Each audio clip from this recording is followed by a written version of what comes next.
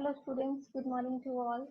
So in this video we are starting with the very first unit of your syllabus, BSc first year, first semester, first unit will be starting with.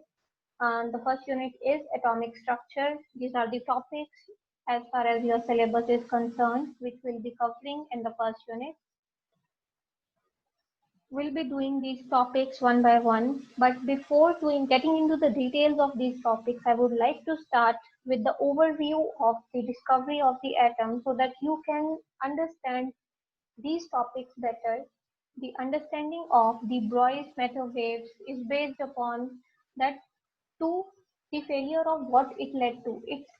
The hypothesis of de Broglie led to the failure of what? First, we'll be discussing that. Then we'll be discussing the we'll be starting with these topics. Let's get started with the very first topic, that is atomic structure. We'll start with the atomic particles. We are starting with the discovery of atom. So John Dalton was a scientist who discovered atom. The first recognized model of the atom was given by Dalton, and it was called as Dalton atomic model, or we can say his theory was called as Dalton atomic theory. What did he say? He said that smallest fundamental particle in universe is atom, and no atom, no two atoms of two different elements can have the same properties. Third point which he gave was atoms of same elements have same properties. Let's discuss this in bit detail. So the first point was the smallest fundamental particle in the universe is atom. But later on this model got failed. It failed badly as all the postulates were challenged by the first postulate was challenged by the discovery of subatomic particles. As we all know, there are subatomic particles, electrons, protons and neutrons, and with the discovery of those subatomic particles, this model the discovery of those subatomic particles led to the failure of this model. Also, the second point was no two atoms of two different elements can be of same properties, but discovery of isobars challenged this point. Isobars are, what are isobars? They are the elements of two different, they are the elements of two different elements which are having same atomic mass. So they are two different elements, but they have same atomic mass. They are having same property. Now, the third point was atoms of same element have same properties. No, atoms of two different elements cannot have same properties, but isotopes proved it wrong. The discovery of isotopes proved this, challenged this point. Then this model got acceptance up to 70-80 years. It was acceptable. The first breakthrough which led to its failure was the discovery of electron, and that was done by J.J. Thomson. So J.J. Thomson was a scientist who firstly discovered the first subatomic particle, that is electron. So what he did, he conducted an experiment. He used a discharge tube, or he called it as cathode ray tube. In his model, what he did was he took a cathode ray tube and he connected that to a battery. He put this assembly in a cylinder which was evacuated to a vacuum pump. He created a low pressure and put a gas into the tube. So, and also the negative end of the terminal was connected to, of the battery was connected to cathode, and positive terminal was connected to anode. And at the back of the anode, what he placed was a fluorescent screen, and he made the anode perforated so that he can observe that if something is coming out of cathode, that would strike the fluorescent screen. He wanted to know that the thing which is coming out of cathode, if it strikes the fluorescent screen, what happens? So let us see what are his observations. So he observed that when the high voltage is applied It was observed that some invisible rays were coming out of cathodes, which were striking the fluorescent screen fixed at the back of an arm. So the screen was glowing due to this thing. Further, he observed that these were the fast-moving particles and they were coming out of positive end of the cathode ray tube to the negative end. So he called them, they were coming out of cathode and they were attracted towards the anode. So he called these rays as cathode rays. Now he studied the properties of these radiations. While studying the properties of these radiations, he observed that these were negatively charged as they were coming out of cathode and they were attracted towards the positively charged end of the positively charged terminal, which was anode. So that is why he suggested that these were negatively charged particles. These particles travel in straight line. This observation was made on the basis that he kept an opaque object in their way. Then, where the opaque object was placed, if it was placed in the center from where the radiation was coming, only then the fluorescent screen didn't glow. But if he was placing the opaque object at a little bit side to the path of the straight line of the cathode, then he was observing fluorescent screen to be glowing. So based upon this, he said that these radiations travel in straight lines. Further, he added that these possess kinetic energy. This observation was based upon the fact that he kept pedal wheels in the way of the radiations. He kept some pedal wheels, and due to the rotation of these pedal wheels, energy was getting generated. So, based upon this, he suggested that these particles possess kinetic energy. Also, they are made of small particles, as only particles are there which possess kinetic energy. Radiations do not possess kinetic energy, so they are small particles. And these particles get deflected in the magnetic field. When he applied magnetic field around these radiations, or we can say particles, then he observed deflection. So that means these particles are charged. And these produce fluorescence as the fluorescent screen fixed at the back of the anode was glowing. Here you can again see the diagram that he's talking about this screen. This was the fluorescent screen. So this was glowing when charged particles were coming out of this cathode and were striking at this end at the fluorescent screen. Next, he observed that the radiations or the particles produce X-rays on striking a heavy metal. This again he observed by keeping a heavy metal in their path. Also, he filled this tube with the gas.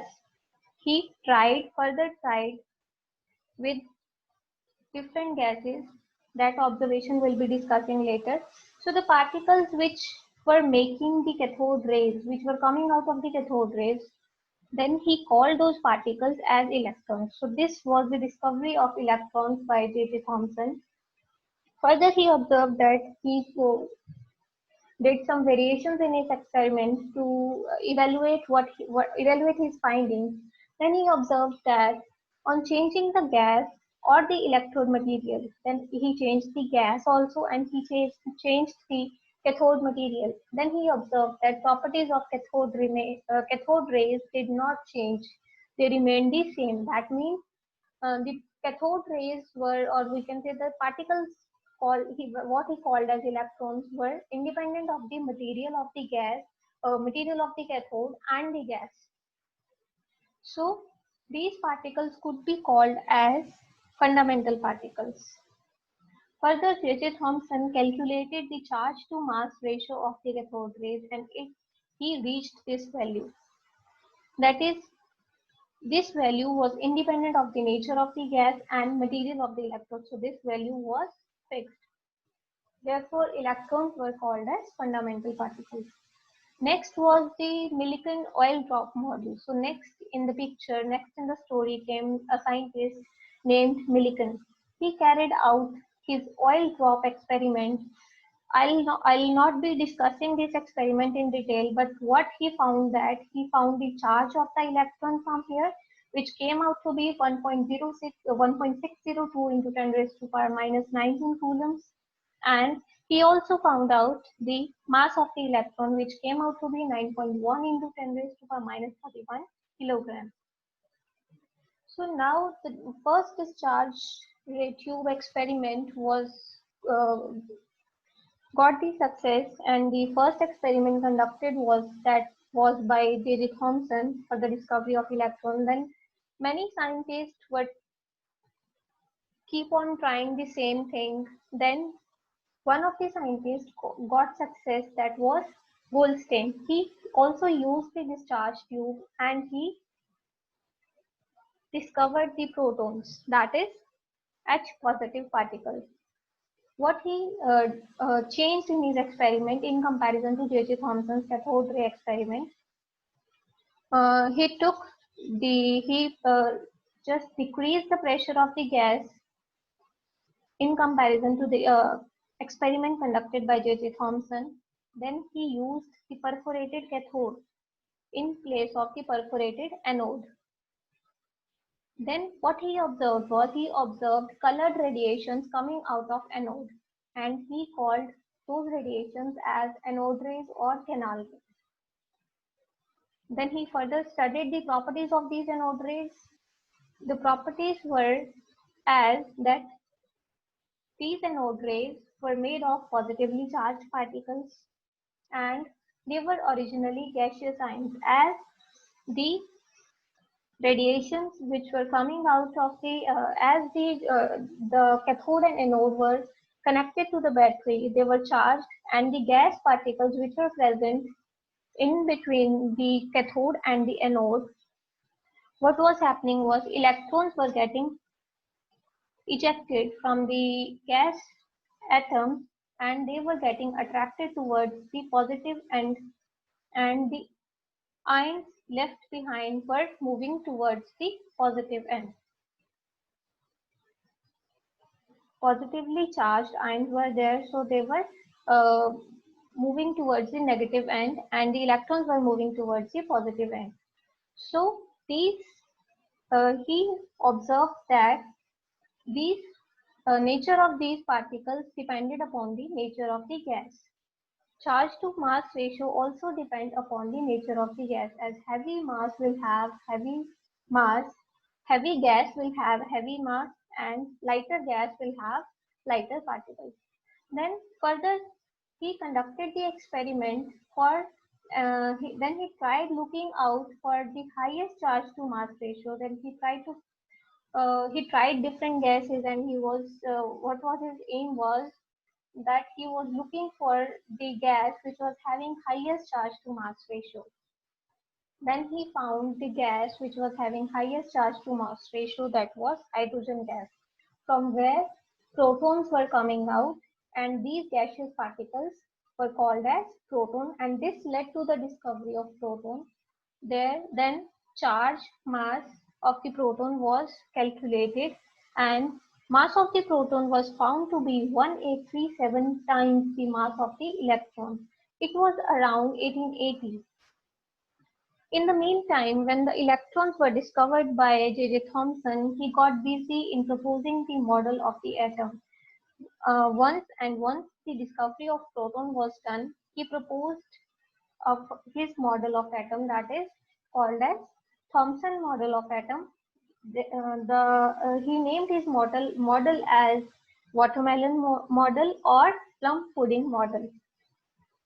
So he proposed like a model like this, model just like the watermelon. The seeds are present all over the watermelon, inside the watermelon.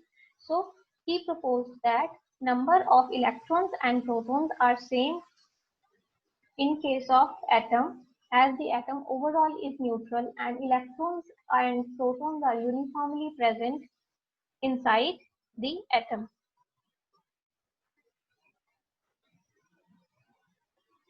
He also got Nobel Prize for this model, but this model also failed.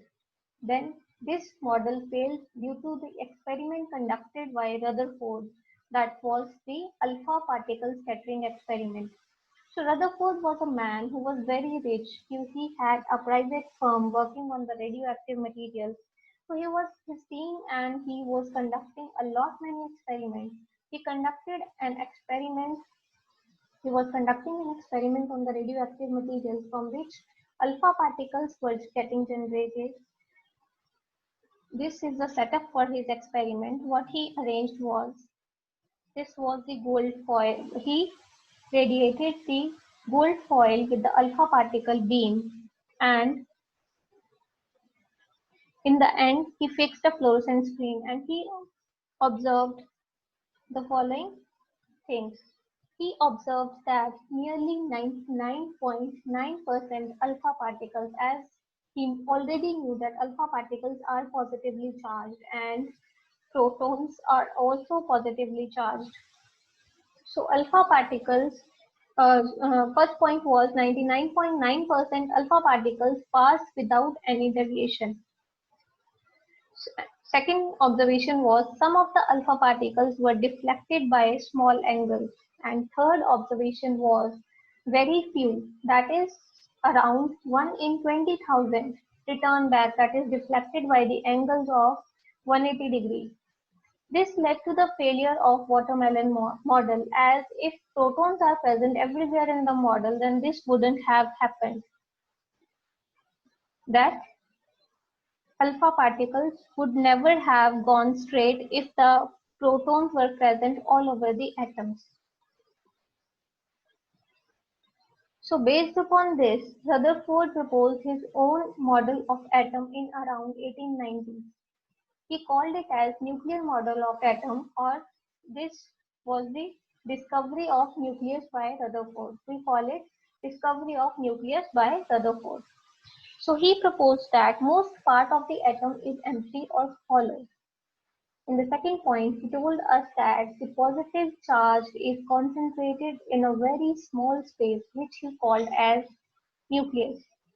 And the nucleus was very heavy. That is, most of the mass is concentrated in the nucleus. As we have observed, we have seen earlier that mass of the proton is 1837 times as multiplied by the mass of the electron.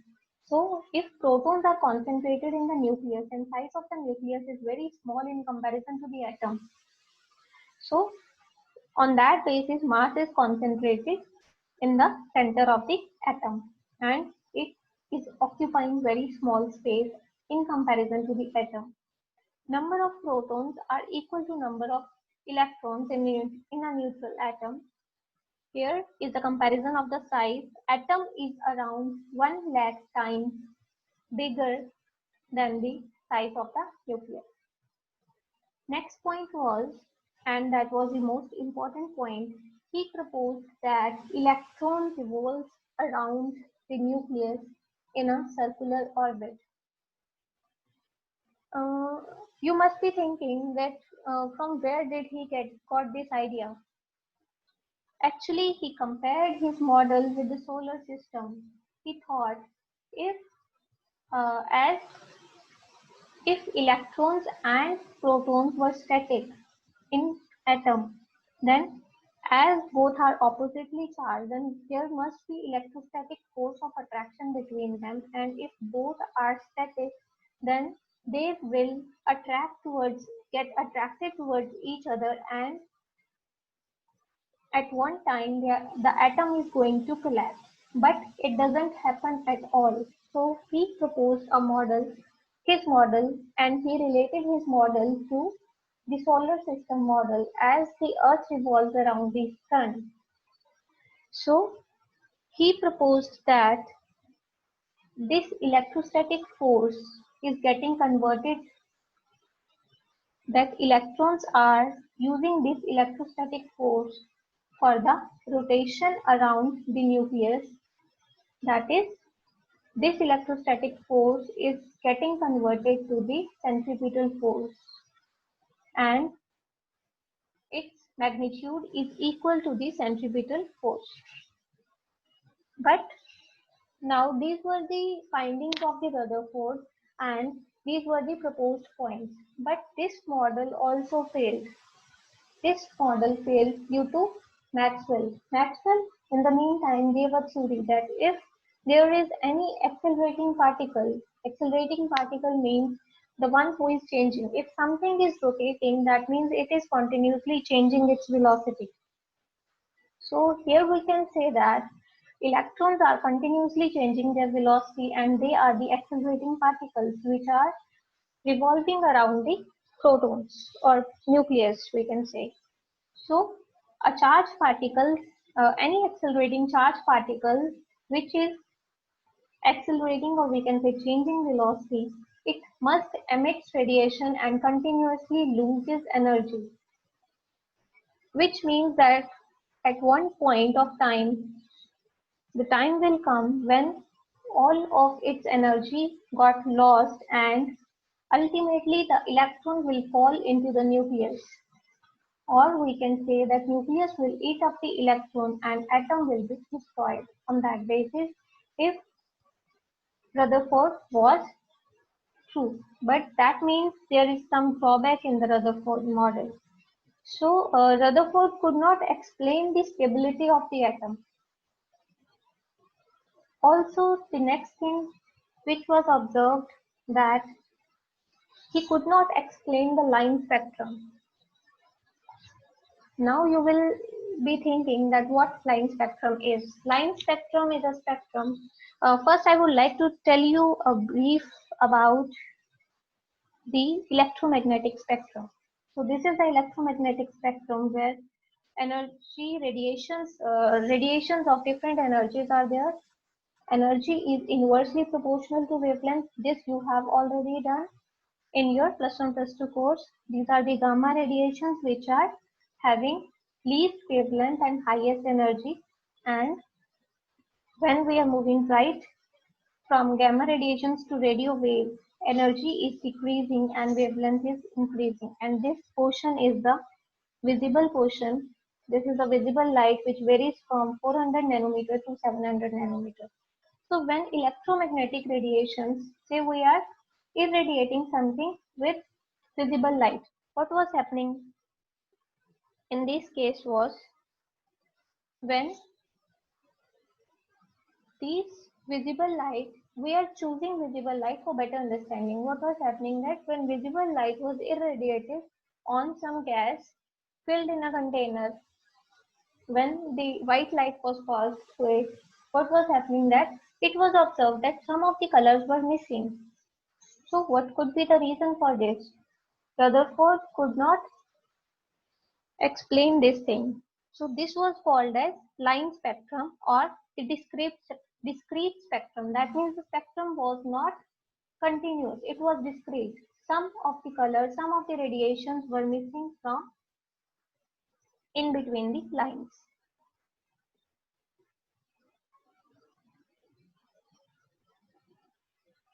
Both these things were explained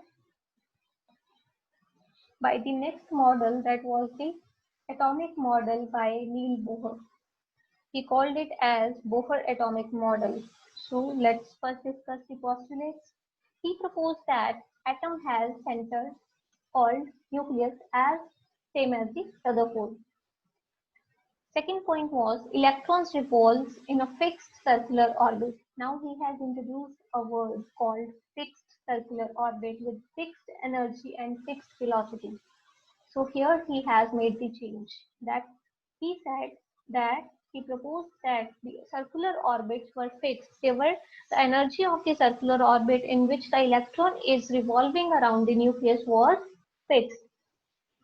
So these fixed orbits were decided based upon the quantization condition. He imposed a condition on the circular orbit that electron revolves only in those circular orbits for which the angular momentum is integral multiple of h upon 2 pi. Now you must be thinking about the angular momentum. When something is revolving, or we can say rotating in a circle, it is having angular momentum based upon the very important cross product of physics, that is cross product of radius and momentum. Angular momentum is cross product of radius and momentum. So he proposed that this angular momentum was the integral multiple of h upon 2 pi for different orbits, and here n is the integer, which means it is denoting the shell number, that if n is 1, he named the shell as K shell. For n is equal to 2, he named the shell as L shell, and so on. And according to this formula, L comes out to be equal to mvr, where r is the radius of the orbit and v is the velocity.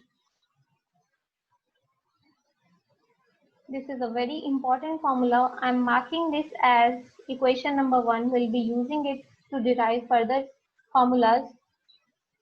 So this was the Bohr's quantization condition, where mvr, that is angular momentum, was equal to nh upon 2 pi, where n was any integer, or it was the orbit number.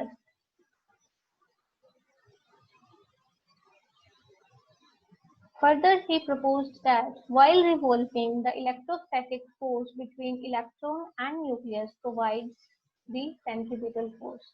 This was also said by Rutherford, but he evaluated a formula based upon this. This is the formula for electrostatic force, where Q1, Q2 are the charges of two charged particles. Here one charged particle is nucleus and the other charged particle is electron.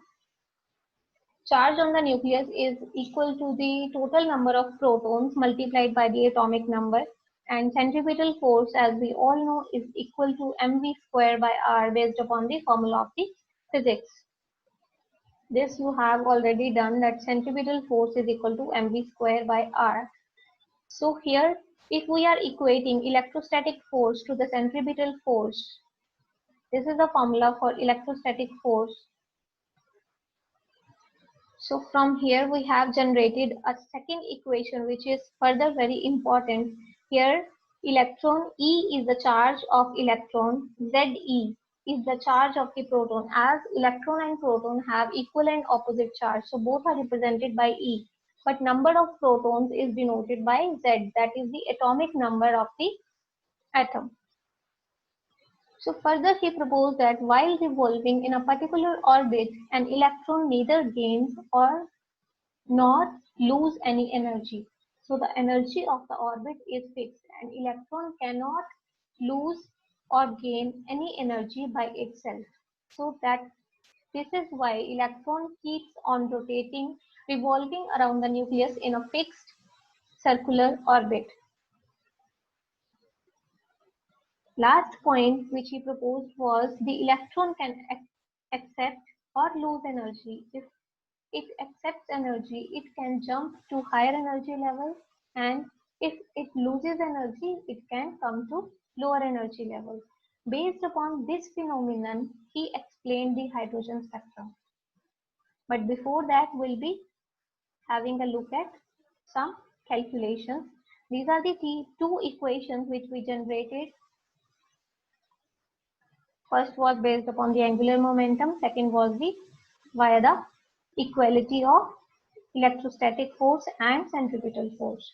From here, if we take out the value of V from first equation, it comes out to be nh upon 2 by mr, and if we put the value of V in the second equation, then we'll get the value of R, which comes out to be 0.53 n square by z angstrom. Here angstrom is the unit of radius.